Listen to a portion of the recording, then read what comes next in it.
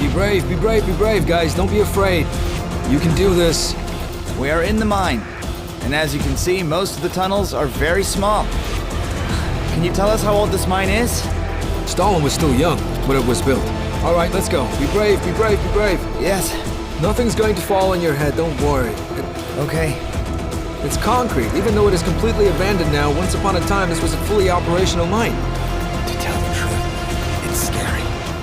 Look, this was the first vein. Take a look at this. You mean the very first vein? Yeah, the very first.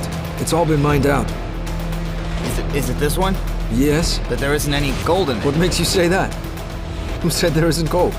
This is a gold mine in Zabaikal that, officially speaking, has been abandoned for a long time. But in reality, illegal miners still come here regularly to mine for any gold that might have been left behind. And two of them are giving us a tour of the depths. What happens if we get caught?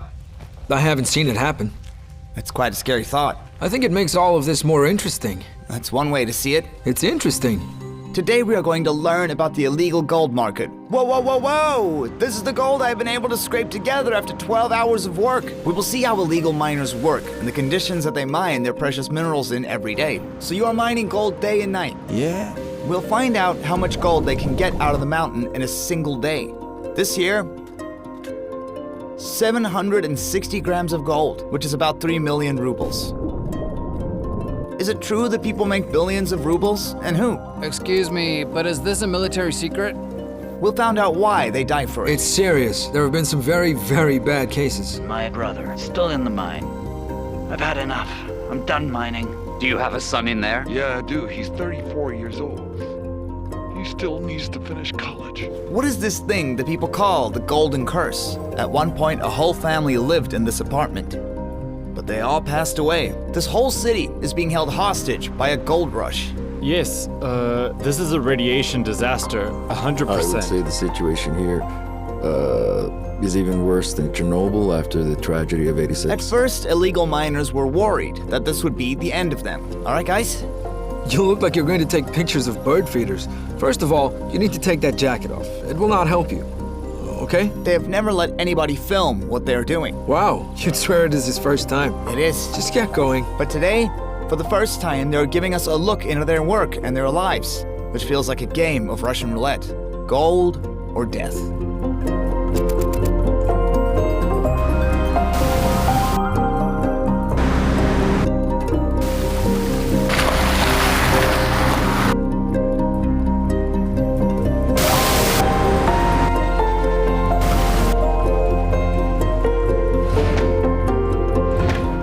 Gold or death? So, when you leave the village, don't turn left.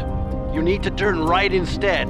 That is the road that will take you to Ugly. We are driving through the village of Vershino Darasansky in the Zabaikalsky region, as one of the other illegal miners explained to the driver over the radio. When you get to the village, you need to go to the left side. We are here incognito because if the locals find out that we're in the area of filming, and maybe even us, we'll be done for in Vershino Darasansky. There are more weapons, even if they're formal hunting ones, than there are people. Even our driver has asked for his voice and his face to be hidden because he lives around here. This is a unique place in the Zabaikalsky region. During the Soviet era, they got gold out of the mountains using a specific mining method. They dug deep shafts to extract it, but now the mines have been closed down. But there is a large network of illegal miners who go down looking for any gold left over from those days, and that is the kind of mine we're looking for. The entrances are over there. You need to go down a little bit and you'll be right next to them. And there won't be any trouble? No. It's all good. The kind of trouble our driver is on the lookout for is called spiking, which means there are traps to burst tires to stop any unexpected raids from rival groups. We are on our way to one of the mines to look for illegal miners, and we are prepared for the fact that they won't be happy to see us. There is no connection there, right? No connection.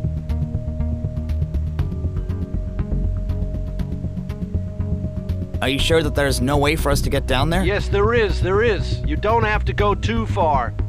You just need to walk for a bit and you should find the mine. So just follow the main path and walk and walk and walk and walk. Then the path will go down a bit, but you should know this is a very active mine. Everything has already been taken. We're not looking for gold, we just want to look around. Will we meet anybody there? Yes, you will. Yes, you will. I'm sure one of them will come out so you can go in. Do you think they're going to be aggressive with us? No.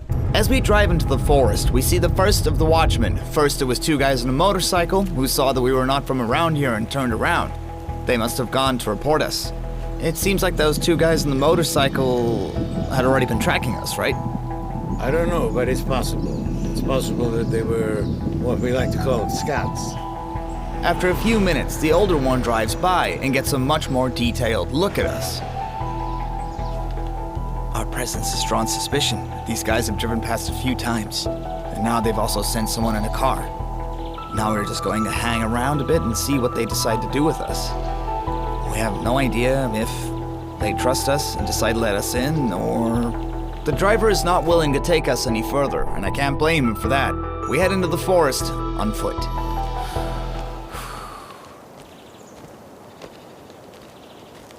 Gold mining in this area began back in the middle of the 19th century, and from the beginning of the 20th century, they started digging shafts into Vershino Darasansky. At first, they only went down to 50 meters, but then they started going deeper and deeper. The central shaft went down to 585 meters, the eastern shaft went down to 650 meters, and the southwestern shaft went all the way down to 850 meters. And between them were shaft number 14 and shaft number 10, and all of these were connected by a network of underground tunnels and dozens of smaller shafts.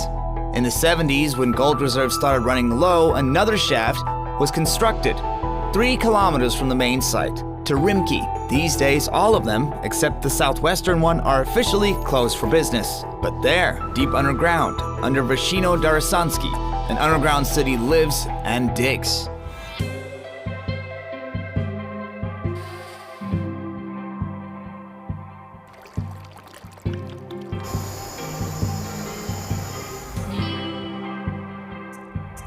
In general, Zabaikalia is an incredibly beautiful part of the country. People come here to raft down the Ngada River or to do a bit of off-road racing on the steep. There are endless expanses, the taiga, the fields, the rivers and lakes as far as the eye can see. It feels like the untouched Far East. Here, for example, we have an isolated, picturesque shore. But it only seems that way until you go look over the edge of the ravine, where you can see prospectors trying to get gold out of the earth. And having seen our drone, they begin working faster. This was a unique chance to watch the way they work from the side. When they saw us, they started moving. They thought it was a raid. Here we can see them saving the most important thing, which to them is a water pump. If this gets confiscated, then it will slow their work down. So as we can see, they are taking it into the bushes to hide away. But the one with the gold-laced sand, on the contrary, is lowered back into the quarry for safekeeping. They do this because they know they can come back tomorrow and pour it out and collect their earnings. In the meantime, we'll take a closer look at the basin. Here they are busy washing off the contents of the rug into another special basin. And this rug, which we will take a closer look at, contains all of the sand that they sifted through throughout the day. The rug has been taken away, and the sand will be left there until they come back tomorrow. We go up to them and ask if we can talk to them, and they agree, but only if they can turn their backs and not tell us what their names are.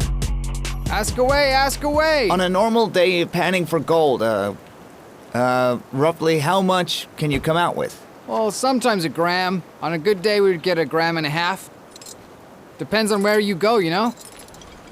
Would you mind telling me what equipment you use when you're out in the quarry panning for gold? Carpets and pumps? Oh yes, carpets. I've already seen the carpets. These are the carpets over here. Yeah, you can have a look. They use to wash the gold, and then they will catch it in here. That's right. The point is, they catch the gold and sand it here, but the sand washes away because the gold is heavy.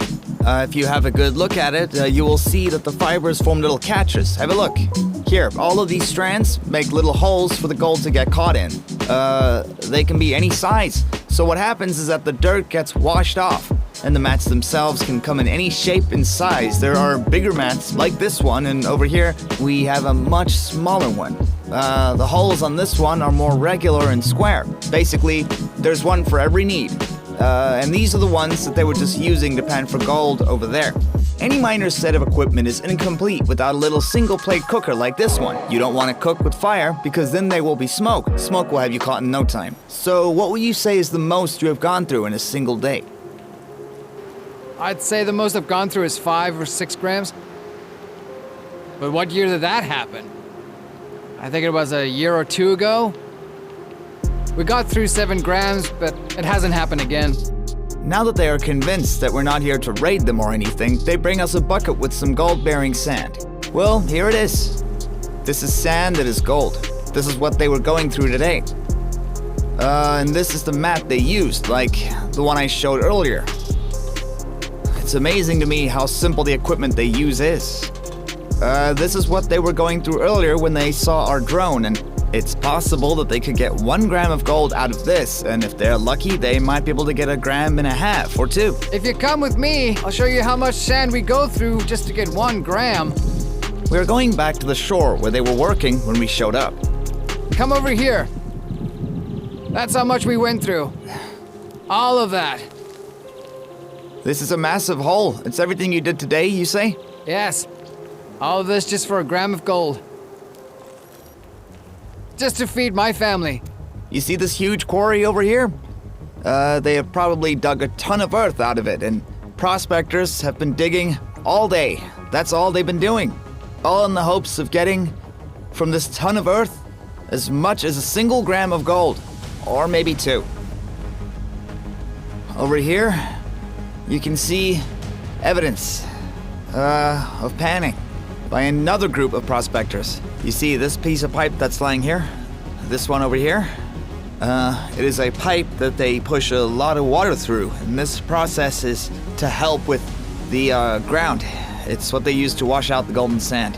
And these trays over here, it's a piece of roof. You can see just how industrious these guys have to be able to do what they're doing. And you can see how big of a quarry has been dug here. They've probably moved at least 3 tons. And from that, they probably got 3 to 4 grams of gold. That's all.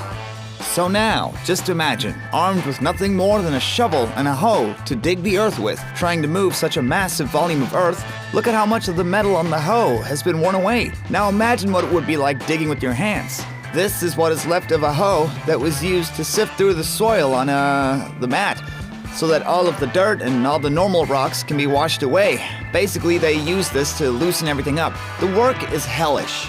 Where do you put the gold when you're done? I'm sorry, but it's a trade secret. It's something that we keep to ourselves. It's the smugglers, who are the most important and most secret people in this entire process. At the time of making this video, an ounce of gold is worth $1,780. Convert that into rubles, and you'll get roughly 132,000. An ounce is 31 and a bit grams. And that means that 1 gram is a little more than 4,200 rubles on the exchange. But the prospector isn't taking his wares to the exchange, and he cannot take them to any official factories. So where does he go? Retail. To the smugglers.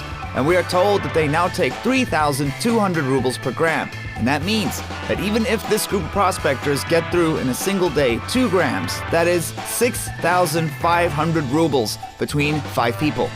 That breaks down to 1,280 rubles per person. So in total, they are making 38,400 rubles per month. And that is if you move a ton every day. And that is without even taking any days off. But ideally, they want to be moving 2 tons. Are these mountains made out of gold? Well, let me know what you think in the comments. Let's see what you think. I would like to point out to all of you that this is the typical car that a prospector drives, just in case you thought that they drove, I don't know, Rolls Royces or Maybachs. But in fact, this is an old Volga. No number plates. And the trunk is very hard to open. The headlights are broken, the bumper was lost long ago, and sitting on the back seat is the most valuable thing. A bucket with the day's dirt and some clothes, and that's all. This is the state of the window winding mechanisms. As you can see, it's not much. In general, this is a beaten and battered old Volga. And now you all know what cars gold prospectors actually drive. But these guys are on the lowest rung of illegal miners. The ones who wash by hand. We can call them ordinary callous gold prospectors. They do a lot of work, but it doesn't make much money. And this prospector's enemy, we will call the ordinary bandit. Those guys usually operate out of the East in the UAE, and the authorities are reluctant to chase them down. They tend to just leave them alone to get on with their business. I mean, what else do you expect? But if one of these prospectors saves his money instead of drinking it all away, then he can become what people call in the industry an advanced mechanized prospector. In order to make this happen, the prospector would need to buy a loader, around 1.5 million rubles for an old Chinese one, but it's a wiser decision to pay 6 million for a normal one, and then hire a team of assistants. That way, they would be able to get through 5 to 6 times more than before. However, the mechanized prospector has an enemy. They always have to be on the lookout for the riot police. Amman. They have regular raids, and if they find you with 400 grams of illegal gold, they'll take you to prison. And finally, we have the third type of illegal prospector, the most dangerous, the underground prospector. He works in the mines, and you see, neither the bandits nor the police will go anywhere close. There is erosion, rubble, and arsenic, cyanide, mercury, and even radiation, and these things are this prospector's real enemy. In the village of Zabaikal, how do you identify a gold prospector's house? It isn't hard at all. You just need to look for the loader. If you see one sitting outside, that's the place. This machine is the main source of income in the area. Remember the quarry that the miners dug out with their bare hands? The ordinary callous prospectors? And now look and compare that to what the mechanized prospectors are capable of. This is an unofficial and therefore illegal gold mine. This is where illegal miners dig, and it isn't a single team. The mine has been divided into different sections, and each one has a separate group working in it, and crossing the borders is prohibited. When we show up, most of the miners have already left the premises. They had already received word from the scouts that we were coming. All that had been left behind were this loader and an old man who quickly realized that we are not with the Oman, so he quickly got back to the business of sifting gold. I don't really understand where the gold is meant to be going. It looks like it comes out here, down that way. Out. So Out it of the goes to water. that rock Yeah. that's down under us, right? Yeah. So in theory, the water should be going down to that rock and washing the gold out of the dirt. And once you've got it all out, what's the weight? Is it at least a gram? I don't know. Maybe it is. Maybe it isn't. A lot's been taken out. Official miners were here before us. This is how the washing is arranged. The loader dumps a huge bunch of earth with the gold in it into this massive vat, which the miners call a device. And then, water is pumped into this device at a very high pressure. This washes the ground away, and any light clay, as well as large stones, get pushed away into these massive dumps. And then the heavier gold and leftover small stones go into a lower vat. And then all the water... Here, look at this. It flows down from here and here, in these rows of catchers. They might already start catching gold. And underneath these are the mats like the ones that I showed you before. That is there to catch all the fine soil. And look at this. I don't know if you can see. It's very possible that there are very fine little bits of gold in this. They might be lying here in between the little grains of sand. We're going to leave them here. This is gold. This is gold. The next step in the chain is the big catching device. The same mats from earlier, and as you can see, it's covered in little bits of sand and bits of stone. And if you look at it closely, you might be able to see some very little pebbles of precious metals hidden among all the dirt.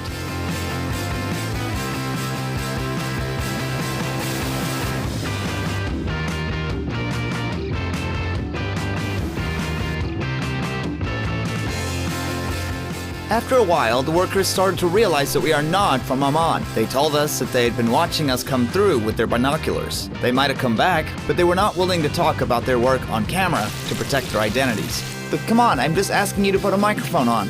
And eventually, one of the miners says he would do it. But with his back turned, a cap on his head, and of course, anonymously. So let's start. How long have you been in this business? I say I've been doing it for about 4 years, maybe more. Do you remember when you found your first piece of gold? Yeah, I remember a little. And how did you feel? Were you excited? Were you over the moon? Well, it's always quite hard to find it first. First you need to set up the machinery, then make sure it's all working, and when it's done you need to find a place to bury it. You need to get it out of the clay. The first time we had to deal with the clay, it was a mess. But then you learn how to clean it all up, and then we were left with the dust. And the dust in this area is more like salt, right? Nah, it's generally fine dirt, but, like salt. We threw it all away. We didn't like it at all. We thought about it for quite a while, and then we decided to come back. And that's it. That's how we started, and we never looked back. And do you remember holding the gold in your hands? Do you remember how it felt when you saw those first specks in your fingers in your hands? Yeah, I remember. Of course I do, but it wasn't on my fingers. It was in a bowl, in a special bowl. In a bowl, this is what gold looks like. We were given this to see how much they washed in a day. Whoa, whoa, whoa, whoa! Come over here, my friends, and feast your eyes on a batch of fresh, raw gold. It took them 12 hours of hard labor just to wash a gram of gold. But of course, the feeling is unreal when you're holding a bowl of freshly washed gold in your hands. But you wash at least 1 gram in a day, right? A little more. So then, would you say 2 or 3 grams? Yeah, sometimes. Or maybe 6, huh? Yeah, maybe, I don't know. I don't keep track of it myself, and the mats still need to be cleaned out. And this is a very important detail. It is only the boss who takes the mats out of the machines to be cleaned. The rest of the workers are not allowed anywhere close to them. They are very strict about that. And what comes out of the mats is far from pure gold. It is sand that might contain specks of gold, which is transferred into this basin and sifted out for gold. Here we see the guys who work by hand going through the process, but for the mechanized prospectors, the amount of gold they can get is a lot higher than this. The final washing process, and this isn't an exaggeration, is similar to magic. In the dirt, there are pieces of glass and bits of rock and other things as well. But then, when you put it through the water, all the dirt gets washed away, and the only thing that is left is golden, glittering sand. And this is where the prospectors finish the final part of the whole process. As you can see, everything has been caught in the mat. And as you can see, many of the cells have been filled up. Most of the flecks of gold are very small. They are not much bigger than a match head. But in total, they have mined 15 to 16 grams of gold. In rubles, this adds up to about 50,000, and that's not enough to go to prison, but it is enough to get a serious fine. And now it is time to calculate the cost. The first cost will be the front loader. As we've already said, this goes for at least 1.5 million rubles, plus a cool 500,000 rubles for spare parts. For example, a new tire. If you get a flat, that's at least 180,000. And then you have the pumps. These will set you back at least 200,000 apiece. They need 3 at any given time, and in season, they'll burn through 3 or 4. So the total budget for the pumps will be 500,000. Add fuel, oil, and other expenses, and that adds another 500,000 rubles per season. In total, you're looking at 4 million rubles in expenses. Now for income. If you are lucky, you could be producing 15 grams of gold a day, which comes to 50,000 rubles. The peak season in this industry is from May to October, which is roughly 150 days a year. Multiplied by 50,000 and you get 7.5 million a year. Take away 4 million in expenses, and that leaves you with 3.5 million in the pocket, split between the 4 members in a team, and you're looking at 875,000 rubles per person. If you divide that by 12 months, you end up with 72,917 rubles, and that is the average monthly income. So are these really mountains of gold or not? Again, I'll let you decide that for yourself. Let me know in the comments if that's enough to entice you to go into the mining game, even though you know it's illegal. And if your equipment was confiscated, you'd be left with nothing. Your livelihood would be gone. Without work, there's no money. How are shifts organized here? We don't have a break. From May to October, while it's warm, everyone's working. There are no breaks, but you sleep at night. We don't ever stop working, not even at night. So day and night, you are looking for gold. Yeah, day and night. And how many people are working here? I haven't counted, but I'm sure it's quite a lot. This is a bathhouse on the mine. Let's have a quick look inside. Welcome to the inside of the bathhouse. Over here, we have a small stove for heat, and it's actually given out quite an impressive amount of heat. And the walls and the ceiling are made out of whatever the men could find. As you can see, it's all a bit rural. They get electricity from that small generator over there, and that's a water tank. And here is a space where you can get changed. At least there's a bit of privacy. And in case anything happens to the generator I showed you, they have another one in here on standby in case they need it. And in here they have backup oils and tools. And now I'm going to take you into the space where everybody lives. So this is the dining room, and as you can see, they have another stove. This one they use for cooking food, and then here, there's a window. And then in a separate room here, I see there's someone sleeping in here. These guys work throughout the night, so during the day, they get some shut-eye. He must be exhausted because he didn't even notice me. Deep in the forest, there are entire settlements of illegal miners, like this one in Krasnoyarsk Krai, where they have barracks for the workers. Back in 2019, when one of these illegal settlements was washed away, this huge safe floated out of one of the barracks. They managed to get it open with a crowbar and an angle grinder, and inside there were flasks that were filled with 18 kilograms of gold and concrete. So why are you doing this job illegally? Well, on the one hand, it's just a lot easier. When you're doing it legally, you have to do a lot of paperwork. When it's season, you have to run around with those papers and get them filled out with for everything. But you're also expected to put in a lot, but you don't get that much out. But here, people show up with just one shovel, or maybe a hammer, but they come. But when you do it legally, they take a lot of your money. From what I have heard and understood, the cops come and raid these places quite often. Yeah, it does happen quite often. Of course, they come to raid. It doesn't happen to me, but it's happened to my neighbors. How? Do the special forces show up, or does Amon come and force everyone to the ground? Yeah. Put your hands on your head! Okay, sure. Come on! It's okay. Show me your You hands! don't need to be aggressive. This is a raid on one of the smaller organizations of illegal prospectors, and if you look on the wall, you'll see that they're patriots. They've hung a Russian flag. Get your hands behind your head! I'm doing it. And Calm don't touch down. anything! Come on. These are two prospectors who are mining nearby, and here you can see the pipes and the excavator. Look at this. And in their hut, they have 2 barrels. Look at this. We're definitely dealing with gold. And in the other barrel, they found shotguns. These are They're obviously not for hunting. Looking at the guns, it seems like they are very old. I'm not very familiar with weapons, but if you are, let me know in the comments what kind they are and how much they cost. Hands behind your head, eyes on the ground. But to catch illegal prospectors like this is an incredible stroke of luck for the police. The places are out of the way, and even while the cops are on their way, the miners are clearing out because they know the cops are coming. They always have a lot of sources, the primary ones being people in the police force who will warn them about upcoming raids so that they can clear their things out. The second line of information is people who work in the gas stations and at roadside cafes. These people are called zaiski. After all, it's difficult not to notice a motorcade of police cars driving by. And the last line of observation, teenagers who keep an eye on the nearby roads. And remember, the entrances to the mines usually have traps, as we saw earlier. I've heard the police raids are usually pretty common, but I also heard that you are always prepared for them, and you have your own people keeping an eye on the roads? Yeah. Whoever told you that was right. We hide, or we run away. We hide the equipment and we hide all of our gold. Because if they find it and confiscate it, we'd get in trouble. The last batch was sold to buy this unit of equipment. It's never a nice thing to lose it just like that, and in the last year, some of our stuff was taken and put in another place. But at the end of the day, they decided to give it back. They fined us heavily, but it doesn't matter, because they gave it all back. But they said that if this happens again, then things would be more serious. This is, as you probably figured out, another illegal prospector who agreed to talk to us. At first, they were reluctant to talk to us about what they do here.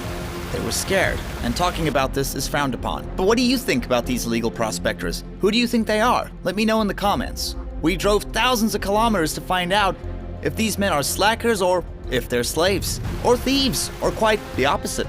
Should we be fighting them, or should we be helping them? The general impression is that you are thieves, or that you're people who don't want proper jobs and to contribute to society. You don't want to do normal work.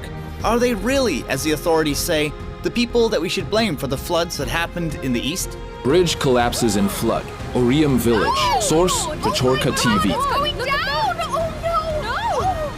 No! God! Oh God! Oh no! They say that the floods that happened here were because of your work out there. Why do people get into this business in the first place? The soil belongs to the people, so why don't they want to let us use it? This is a conversation I had with the only illegal prospector who was willing to show his face. He's also the father of 8 children. How afraid can we be? And we will finally be allowed to go down into one of the mine shafts. What's there? Madness. Tell me, does this make you want to go and dig for gold?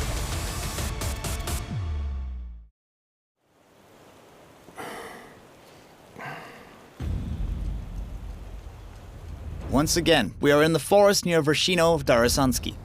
We still haven't found the road to the abandoned mine. We are walking through the forest where we were told that there would be a landmark for us, white building that will mark the entrance to the shaft, but what will we find there? Or if we'll even be able to find the mine in the first place? I don't know.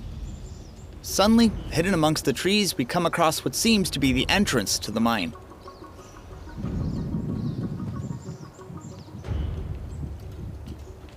I don't know if anyone's here. The generator is working, which means that there must be someone here. But nearby, we find a hole in the wall, and we figure that that must be the entrance. But inside, it's completely flooded with water. The shaft has clearly been flooded.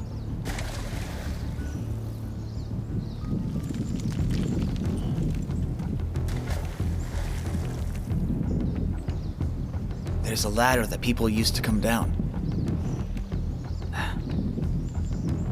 I don't know how far down it goes. Wow. While we are looking for the entrance, we come across a small river where it looks like they had recently washed some gold. They've certainly been washing here. Here is a trough, and next to it, we can see the trays that they would have washed the gold out on. See this? But the people who use that equipment are nowhere to be found. We decide to go and look for them. And after a bit of searching, we come across another big hole in a wall. This must have been some kind of entrance. Back in the Soviet era, when the mine was officially operated, well, now look at it. Let's go further. There are patterns of mold on the ceiling. All the walls are on the verge of falling down and the doors have been torn out, but there are still traces of people having worked here recently. Look at this. It's a miner's helmet. There are also gloves and clothes. I guess from time to time people have to make a quick escape because of all the raids. But for goodness sake, where are the people? Although after doing a bit more searching, we found some cars, which means there must still be people somewhere around here. But where is the entrance?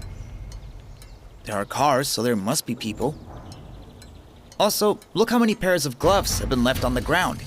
I'll tell you why later. But the entrance to the shaft is nowhere to be found. No, not there. It wouldn't be under that slab. We decide to go back to the dilapidated, falling apart building so that we can look around again.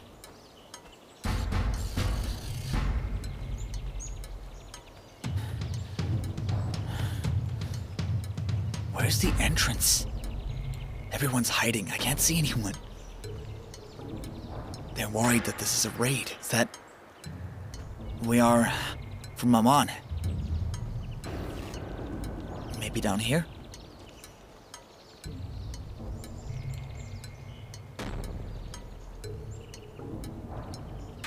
I don't get it. Where is it? This is definitely the place. It has to be. But we can't find the entrance. We were told there would be some kind of door. The other side, yeah.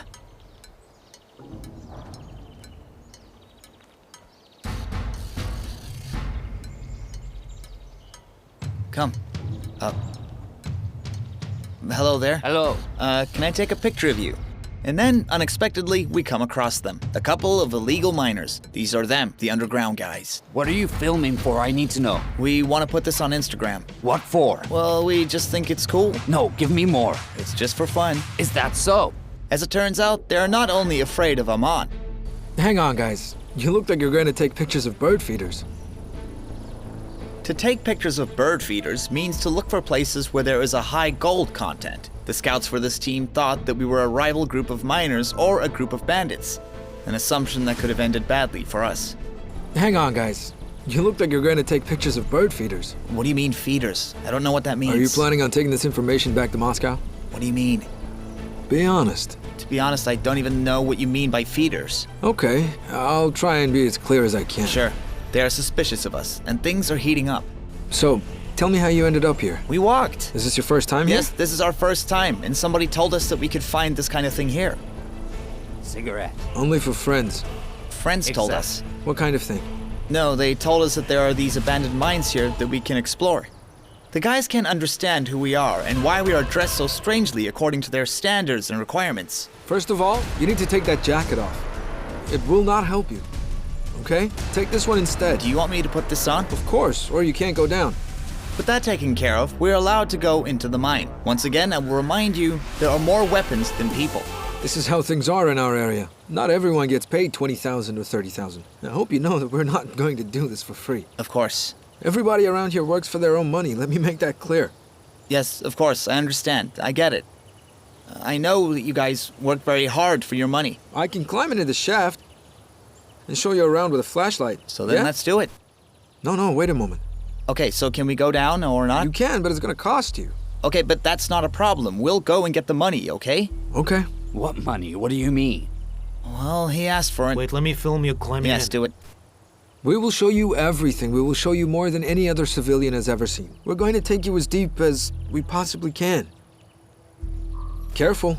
Don't worry, this is a very good ladder, so have faith in it. Yes, it's very solid. Look at him going into a mine in those clothes. I'll tell you something, my friend. You're going to regret going down in those clothes. They're going to get dirty, right?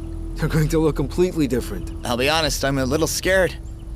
I'm just getting in without knowing what's down there. Do you know how deep it is? How many meters? A kilometer. A kilometer? Here I go. Wish me luck.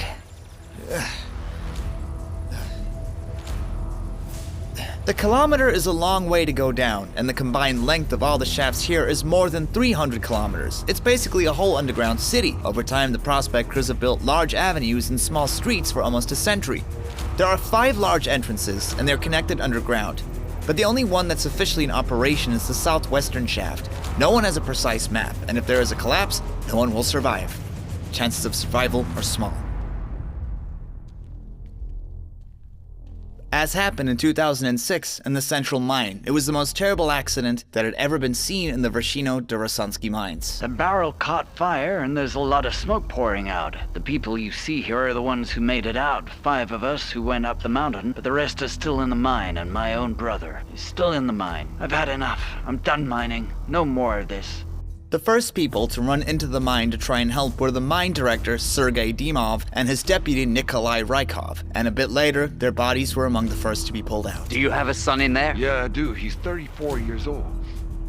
He still needs to finish college. People spent days outside the mine waiting for loved ones. But the non-local rescuers who came to help ended up getting lost in the underground labyrinth. You knew they were going to come. Why didn't you get guides for them right away? What are you doing? They waited for a long time. They waited for so long, so they decided it was more. Why wasn't everything there ready for them when they got making up their minds. They started bringing out the bodies, so what hope do we have? At the end of everything, a total of 39 people were saved. Survivors? Oh yes, there are 5 of them. And who are they? Please tell us their names. Slivka, Master, Yoka. That's 3. Yes, there are 2 others. In total, 25 miners were buried in the shaft. Since then, it has been closed, and the village of Vrshino-Darasansky falls into more and more disrepair. Over here, you can see what the Golding Mine village looked like.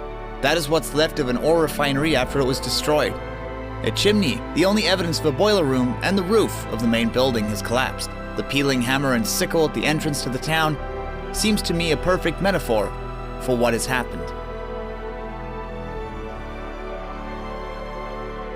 However, ominous signs like the one we just saw can be found all over Baikalia, just like the ruins. And here, you have the Byelisk gold mining factory, which at one point was the largest in the country. And nearby, there was a stone school, and also a bunch of stone houses nearby.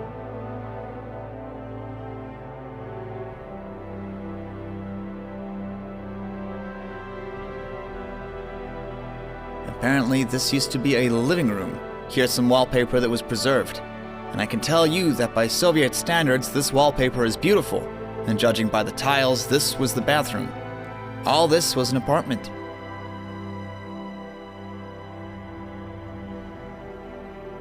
Listen, there were people who lived here, and in principle, they were pretty well off. But now, if you go to Vorkuta, which is busy turning into a huge slum, you'll find a coal mining town that was once rich, but became redundant. But in this town, what they mined was gold, which only goes up in value, and there is still a lot left. So what happened?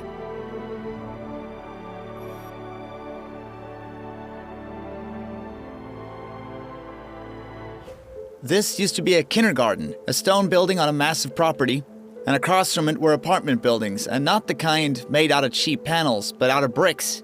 They were 3 bricks wide so they could be warmer in the winter, and all these on Yuri Gagarin Street.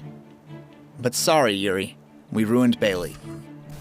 The pictures that came out of the once flourishing gold mining town of Ballet exceeded anything anyone could have ever possibly expected. This is a report that first came out in 1997. This is the very same gold factory whose ruins we showed you. When that report came out, it has been abandoned. And what's in all these barrels? They are filled up with gold concentrate. We have gold lying all over the area in these huge barrels. They're everywhere. Paradoxically, all of the gold concentrate lying around this area from the factory, from which, with minimal processing, 60 kilograms of gold can be extracted and turned out to not be necessary. All of the mines, along with all of the equipment, which has been valued at 150 billion rubles at the time of recording, has been flooded with water, and the gold concentrate processing plants have been abandoned and looted. This is what $1 billion looks like. Back when this quarry was fully operational, 19 tons of gold had been found, and in total, that would come to about 80 billion rubles. In the Soviet days, the quarry hadn't been flooded, and work to extract natural resources was carried out. But now all the precious metals have been buried underwater and sewage. The depth of this quarry is several hundred meters, and there is still gold on the banks. But every year, more of that gold falls into the water. Here is the foundation of the sewage pump station, which a few years ago slid into the abyss. Here are 2 videos that were taken 6 months apart, which give insight into how much the shoreline has actually changed. Once upon a time, there was an asphalt road that went along the quarry and straight into the city in a straight line, but it washed away. And now, the water is getting closer to the residential buildings. At this point, it's only 40 meters away, and one of these days, they're also going to be swallowed up. The gold quarry is literally devouring the city of Bailey.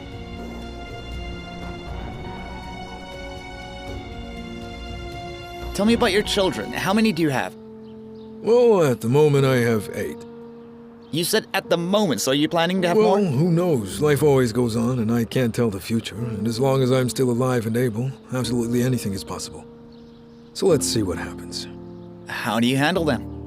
Well, I'm not gonna stand here and tell you that it is always an easy walk in the park. I work a lot. I'm always at the mine.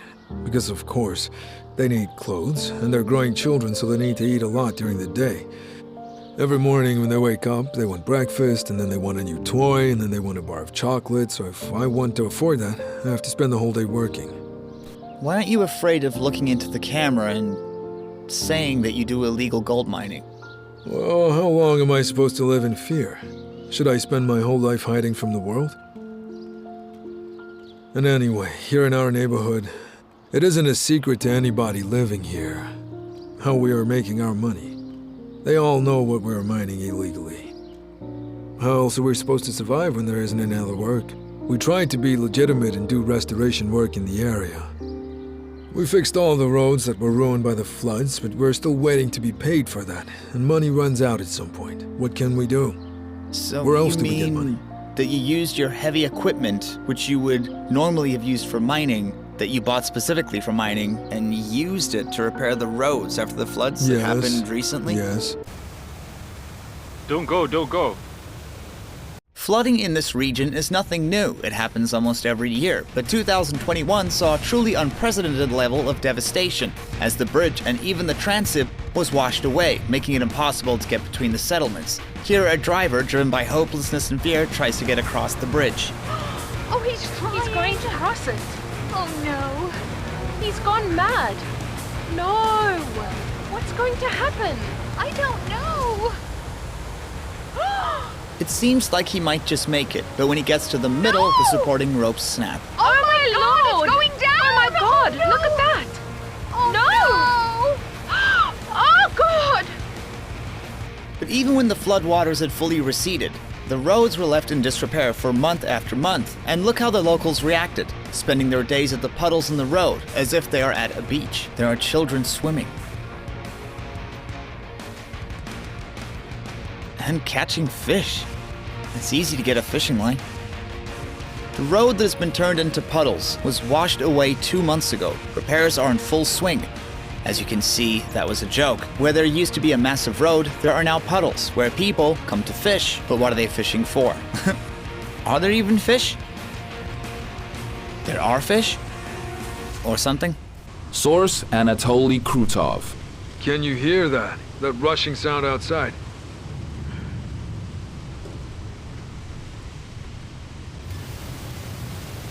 This is up to Chania Street at the moment. So here where you're standing, right here, the water was up to here. There was a canal in the road that came up to here. Closer to the fence, it was only up to here. I walked through the water up to here. That's getting really close to the fence. It's only half a meter away. This is up to Chania Street. And this is the state of up to Chania Street now. The water has washed the whole street away. This is all that's left of the street that I live on. It was the illegal miners who came in and pumped the water out and repaired the streets in the town.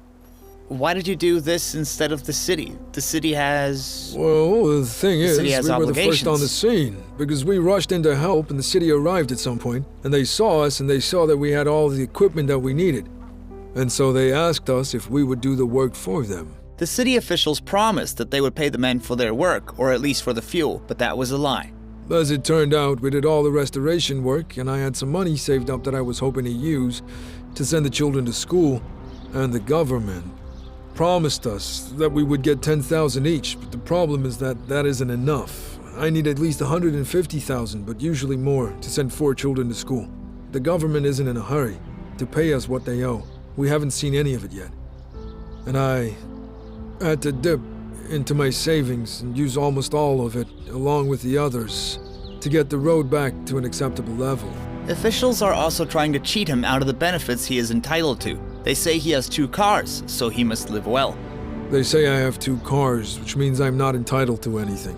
Although Vladimir Vladimirovich said very specifically in a live broadcast the whole country saw that the authorities cannot deny benefits to large families. Anatoly also has a disability, but he has become tired of constantly having to fight the government for his benefits. I've had my disability for 5 years now, and back then, at the beginning, I would go all the way to the offices and to fight them for my grant. But when I got there and demanded my money from them, the looks on all the people's faces there, they don't care. So tell me who the real thief is in this situation. On top of that, the government placed the blame for the floods on the illegal miners, as if it was them who were responsible for the river breaking its banks. They say that it was because of you, that the flood happened. Yeah, of course they do. When that flood happened, the mayor of our city said we broke the dam wall, and the village got flooded because of us. But over there is the neighboring village. There are no miners, but that village also got washed away. The water from that dam flooded them too, but there's no way we could have had anything to do with that. And where could that much water have come from? There's a lot of rain in the winter. I thought that it might be a good idea to go and talk to the mayor. To tell the truth, it's scary. Keep going, keep going. Keep going, keep going, keep going, keep going. Yeah. You're fine, my friend. Uh-huh. I'm in.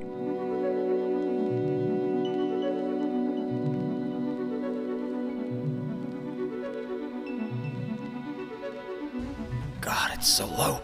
Be brave, be brave, be brave, guys. Don't be afraid. You can do this. We are in the mine, and as you can see, most of the tunnels are very low and small. Can you tell us how old this mine is? Stalin was still a young man. And all of these logs, they're your work, right? I mean, all these supports. No, it was our grandfathers who put these there. They were the ones who did all of this. So then these structures must be very old, right? Yes, some of them are quite old. These are here so the ceiling doesn't fall on us. It's is all concrete to stop the storms, to make sure they don't fall on us. Yeah, we wouldn't want that. We don't want any danger. But it doesn't look like this net held nicely. Yeah, that's it looks right. like it's supposed to be stuck in the ceiling, right? But it has fallen down. Everything that you see up here is the work that our grandfathers did. And it doesn't seem important enough to fix it up. No, no, Yes. don't say that. Yes. Don't say that, don't say that. Don't say that. What do you mean, don't say that? Well, this is what we have to work with, and it was built a very long time ago. No one knows how long these supports are going to hold for. They don't think about safety technology. And so it goes without saying that they don't think about something as banal as ventilation. Here, the temperatures are so low that the logs get covered with ice. Look at that. Where are you, Blessin? Guys, if you have a flashlight on, shine it on the ass in front of you. There have been more than a couple of collapses, so in some places you can stand up straight, and in other places you must walk like a dog. Oh, you have to keep your head down. It's easy to hit your head. Keep your head down and be brave. Be brave. Be brave. Yes. Nothing's gonna fall on your head, don't worry. It's concrete, even though it's completely abandoned now. Once upon a time, this was a fully operational mine. There are some areas that are so low you have to go on your haunches. It's a workout. Well, listen, the people who did this were desperate. Yeah. And it was you who put these cables up, right? Yeah. This cable is the only way to get out in case of an accident. When we fully unrolled this cable, it was 800 meters. It was 800 meters when you unrolled it? Yeah, that's right. How did you get it down here? By myself. It must have been heavy. I brought it down on my shoulders.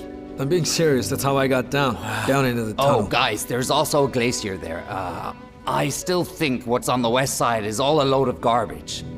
I don't know. No, that's it. We're almost there. You should be able to stand up now. The mine is an endless corridor with rooms exactly like this one lining it on both sides. Ordinarily, legal miners will work underground shifts of 8 to 10 hours at a time. Then they go back to the surface. It's very regulated. But these illegal miners literally live in the mine. On average, how long do you spend underground? Maybe 2 weeks. So you spend 2 weeks here without going out?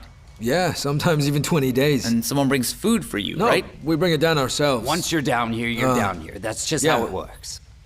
Amazing. This is something like a shaman's altar, where as you can see, they bring cigarettes. And this here is the idol. Time has faded it almost beyond recognition. You can still see a slight outline of the face.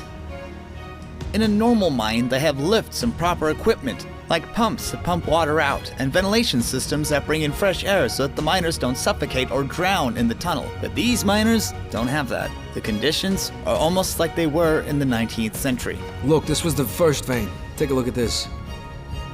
You mean the very first vein? What makes you say that? There isn't any gold in it. Who said there isn't gold? They had to stop mining it, otherwise the whole thing would crumble. Ah, it is on the ceiling, so it's dangerous to mine. And you don't want if they carried on, then everything would have fallen down. So there are any nuggets left in here? No, of course not. There are only nuggets in the mountains. Without heavy industrial mining equipment, the miners have to cut the rock out like their grandfathers and great-grandfathers with a pickaxe, or like this. Mine explosion. Source, Enduro Titans.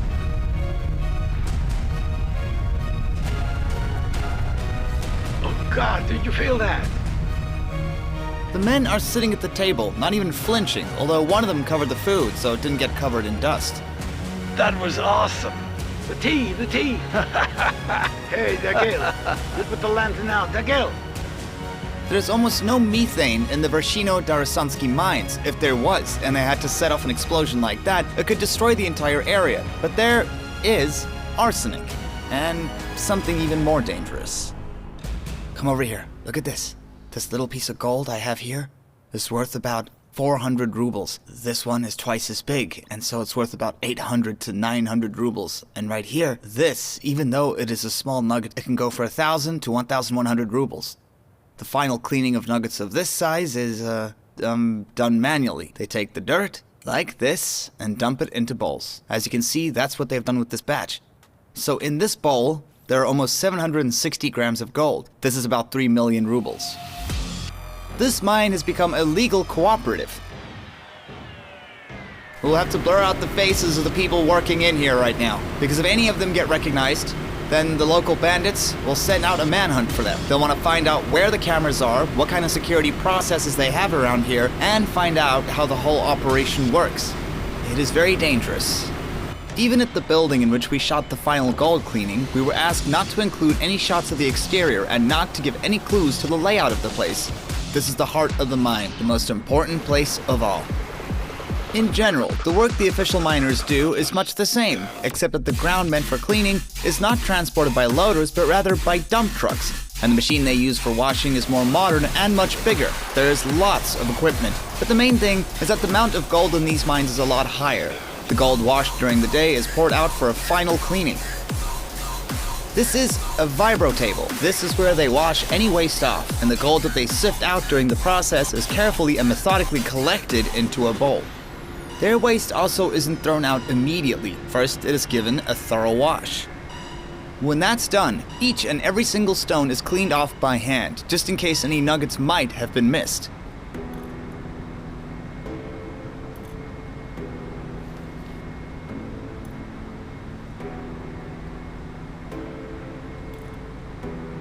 They came across a few fairly large nuggets, and a special brush is used to separate them, and they go through this process again and again until they've got all the gold out. Every step in the process is overseen by a special supervisor, and the supervisor's supervisor, and the latter has a machine gun hanging off his shoulder, just to be safe, because you never know. The gold that has been cleaned is sealed into a box like this one, and this gold will be sent for smelting, 6 kilograms and 771 grams of it, which equates to roughly 28 million rubles. Let's take a look at this workshop again. Nobody walking past would ever think that tens of millions of dollars worth of gold comes through here every day. The walls are flaking. The gold, after it has gone through all of that cleaning, gets put into these bowls so that it can be dried. I feel like I've gone into a time-traveling dream seeing it dried in such an old-fashioned way. I hope that the manufacturer will pay for the integration. It seems to me that the only things they have here from this century is, of course it is. And now come and look at these cans filled with kerosene. This is used as a solvent during the final phase of cleaning, and it is the safest thing used in the whole operation. Only illegal miners tend not to use it. In the video we did in Sudan, we talked a lot about the simplest and quickest ways to extract gold being to use mercury, something extremely bad for a person's health, an archaic method. Now I'm sure you understand what the prospector in the mine meant. Well, this is what we have to work with, and it was built a very long time ago. It is impossible to pull tons of rock from underground to wash it on the surface without specialized equipment or elevators. How do you get out of there with bags filled with earth? I really don't understand. Find a way up? Do you really think that we bring all of that earth back above ground? I have no idea. We have a way. Could you stop recording, Turn please? it off. They don't have any choice but to clean the gold that they find right there in the shaft. But there isn't enough water down there, and all they have is mercury, as well as cyanide, which eats up all the earth, and what that leaves them with is some pristine, clean gold. We wash everything down there, so when we bring it up, it's clean. Now you know. And now it makes sense why there are so many rubber gloves littering the mine shaft, and why there are so many on the ground around the entrance. They're all coated in toxic chemicals. The underground tunnels are full of mercury and cyanide-filled air. And remember that there's no ventilation. None. But this is not the only danger that they're exposed to. They also have to deal with radiation, which often kills miners. It also kills people above ground. Yes, this is a radiation disaster, 100%. Along with the gold, there is something else that comes up from underground. Radon, a radioactive gas. Ballet is the city of radon houses. And for many here, its name always sounds like a death sentence. Well, they were sick. A lot of people had died from cancer. Nobody realized that there was a connection during treatment. We only figured it out when someone accidentally discovered that the houses these people had been living in were emitting high levels of radiation.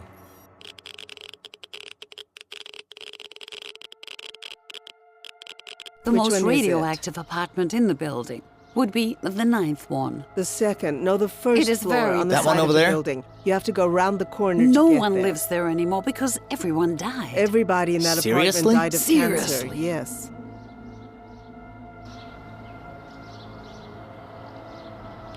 Here we have the unlucky apartment number 9. When the family moved in, they were healthy, but then they died of cancer, supposedly from radiation. But people still live next door. As you can see, there are brand new ones, apartment 8 and apartment 7. In general, the radiation levels in Ballet have always been a lot higher than what is normal and what should be allowed, for many, many years. As I said to you earlier, there are certain mountains in this area that emit incredibly high levels of radiation. I would say even higher than most areas in the world. I would say it's worse than Chernobyl after the tragedy of '86. In the 90s, a group of scientists conducted a study in the town trying to figure out what the long-term influence of radiation is on children. And here is what they found. In the town of Ballet, the children have contracted membrane destruction of neurons. long-term residence of a child in conditions of ecopathogenic influence leads to a decrease in the activity of neuroprotective mechanisms, in particular trophic factors of the children's brains. The study was conducted by the scientist-psychiatrist Nikolai Govorin. Membrane destruction is the damage of neurons and membranes, and this leads to the death of a person's nerve cells. And this doesn't just happen in the brain, although it does affect all the special areas in the brain's deeper structures. Subcortical formations, where the centers regulating the nervous as well as the immune and emotional spheres are concentrated. And how did all this physically manifest itself in the children of ballet? It had disrupted the prerequisites for the development of intelligence. There was a sharp decrease in memory. They couldn't remember things. They had a syndrome called children's motor deceleration. Their attention faculties were affected. They all struggled to focus on information when it was given to them. They couldn't take any of it in. For 3 to 4 seconds, they struggled to pay attention to anything. These are symptoms of the syndrome that neurologists and psychiatrists call ADHD syndrome. And you found out exactly what these developmental problems are all connected to. For most of the 20th century, between 1929 and 95, there was widespread use of mercury and cyanide in the process of gold extraction, in mining, and at mining plants.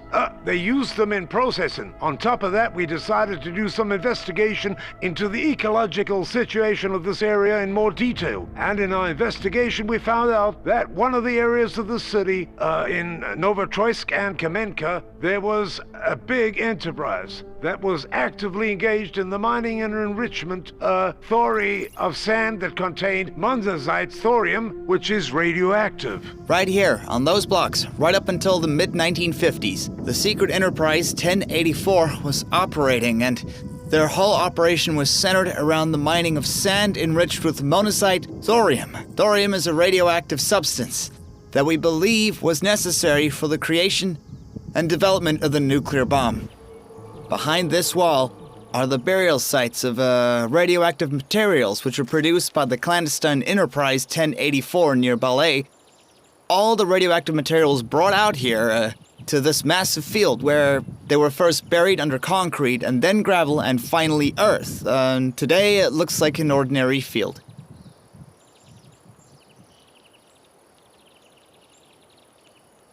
We created a rehabilitation center in the city, based around a kindergarten. It was conceived as a place where we could help children who had been affected by this. We trained up a whole team of staff. We had neuropsychologists, defectologists, psychologists, a pediatric neurologist, a pediatric psychiatrist, and all of them were solely focused on giving help and support to this contingent. And we worked with these children for quite a few years. Everyone involved in this project was pleasantly surprised when we found that the damage to the brain that we initially identified in these children had not in any way become stable and permanent. It wasn't chronic at all. But they did give us a way of identifying how these children needed to be helped. But then, unfortunately, at the beginning of the 2000s, one of the mayors of the town, Bailey, because of a financial deficit, made the decision to close our facility.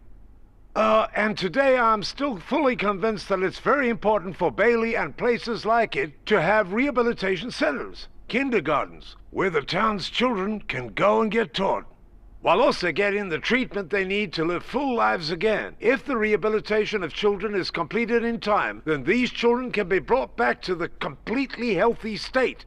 And then I'm absolutely sure that they can go to school. And then the problems that I brought up earlier in terms of their behavior won't be an issue anymore. Do they have any explanation for why this isn't happening? If these children can be saved, as you maintain they can, if they can all be helped, you said that your facility was closed at the beginning of the 2000s. That was then. What's the situation now? Well, you know, the poor always have to pay twice. And when my facility was originally closed, I fought, but the city didn't have any money, so they had no choice. They couldn't fund anything. And because of that, they had to close it down. But imagine, how many children could have been saved if we were allowed to carry on? But even if we want to use economic categories, as officials like to use, if we want to use economic methods to assess how successful a venture like this could potentially be, You only need to look at how many children we saved in that to see how many more we could have saved. How many kids could have become healthy adults? How many more people wouldn't be estranged because they wouldn't have to rely on disability grants? You get it? That was a very good question that you asked. We were all fitted with Yes, that's radiation right. trackers 3 times. Little things So they were like trying to this. track the radiation, Well, right? They said they were collecting radiation samples. What They was called it it called? radiation yes, that's dust, Right. yes. That's what they wanted.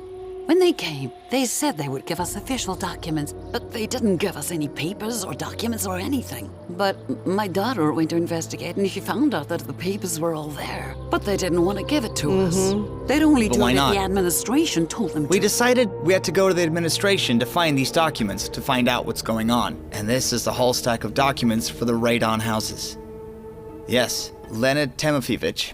This, is the report that was recently issued by the Petersburg Research Institute for Radiation Hygiene.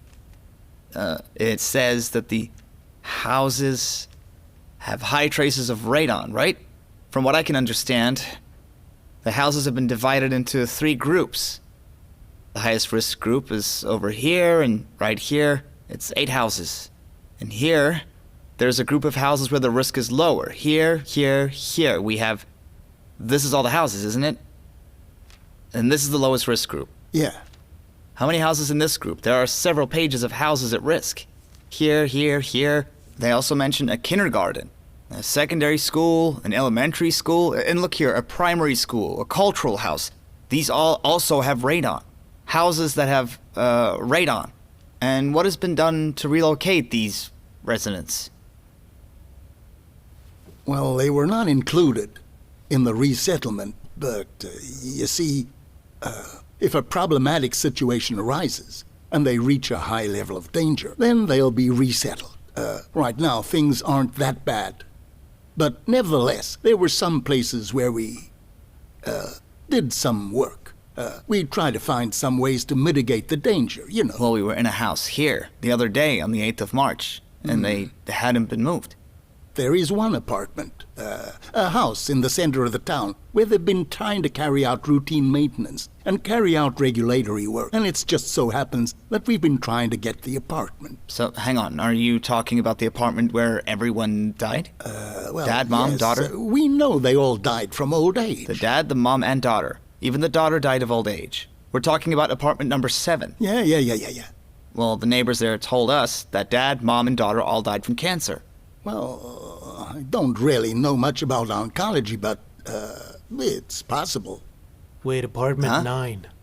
Apartment 9? Yeah, that's the one here. And back at the apartment, we can see that the landlords keep sending statements of outstanding rent. To date, they have already built up a debt of 46,000 rubles. It is unclear what they are charging rent for, though. It doesn't seem like any maintenance work has been done. It's falling apart. For example, this is what the electrical meter looks like.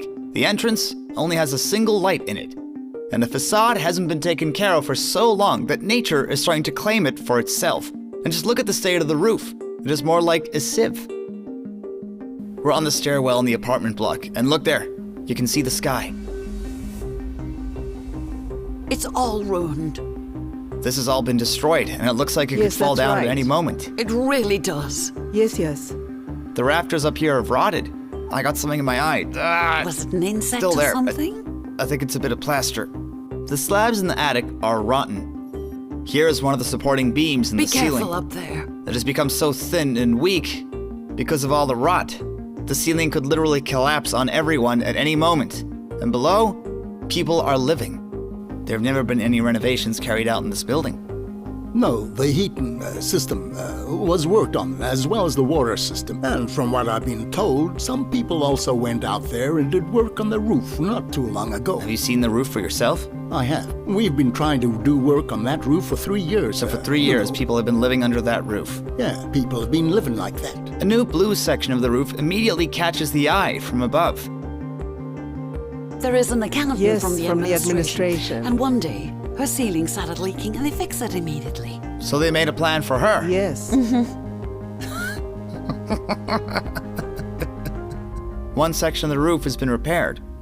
They say that it is because it is a member of the administration living there. Yes, there's a member of the administration who lives in that building. But as far as I know, it wasn't done at our expense in any way. As far as I know, she handled it all herself. Here's the thing. The Capital Renovation Fund wrote to us with an estimate for partial repairs to that building. And he asked them, when exactly do they intend on getting those partial repairs? They have to be done soon. Yes. We thought that they were going to be done this year, and we were told that that would be the case. But when they turned round and said they weren't going to do it, then they did it for the woman. So it was only done for the woman who works for the administration. Yeah, it was done quite a long time ago, and that woman did it all at her own expense. She didn't get any favors from our side. A long time ago, this building was officially declared as having radon, as being radioactive. But there are a few residential buildings nearby, in which studies were either not carried out, or if they were, then the residents weren't told about them. Which means that to this day, these people don't know if their buildings are radioactive or not. You recently moved into this building, right? Oh, sure. 2 years ago. 2 years ago? Yeah, well, it's been about 2 years. And so are you not at all worried about radiation? It could poison you. No, the radiation. It's all radiation. It's everywhere. All these buildings have radiation. Can't escape it. It's all over the place. Dig in any garden and you'll find radiation. Mm-hmm. Go anywhere and you'll find radiation. So it doesn't concern you at all? No. People living here are used to radiation. And have a look at this. There's a radiation house right in the center of town. And opposite, there is the town's only hotel where we're staying, as it happens. And next door, we have a funeral home. Arrived, lived, and died. People living in this town definitely have a sense of humor, because to my left is a funeral home that's called Mercy, as if they're saying the most merciful thing you can do in this town is die. And that's it. So, there's no money to relocate, there's no money for innovation, there's no money for anything, they just have to live like this. Yeah, that's how it is. We have a residential fund. In fact, when the mining company collapsed, it just dumped everything on us. They left everything with us. They stole the things they wanted and left. This is the humble little town of Bailey. Few people know about it, although it is considered the only town of its kind. The fact is that not all mining towns become anything more, but the village of Bailey did just that. And there are a few reasons this happened. First of all, the highest deposits of gold ore are in this area of the region.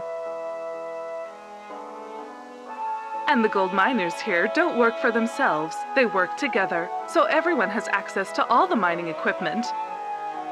Brigade Victor Bikova takes over.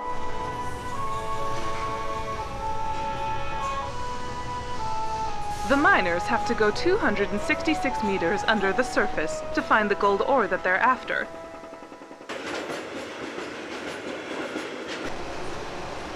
From here, it goes into the enrichment factories, where, after flotation, they receive dry powder containing particles of gold. People with all kinds of specialties work hard to take their wealth back home to their families and make their product the property of everybody. Oh, God. Whew. I'm going to be totally honest. Whew. I am soaked through. That's normal. That's normal. Isn't any ventilation down there. None at all. And then you climb out, and you taste fresh air. Whew. I think in total we were down there for only 15 or 20 minutes. If you're mining even deeper, at 200 meters or 300 meters, then it's probably even harder to breathe. In short, this mining business is really not easy at all. Thank you so much. Oh my gosh, this work, it's not easy at all. Whew. It's quite dangerous.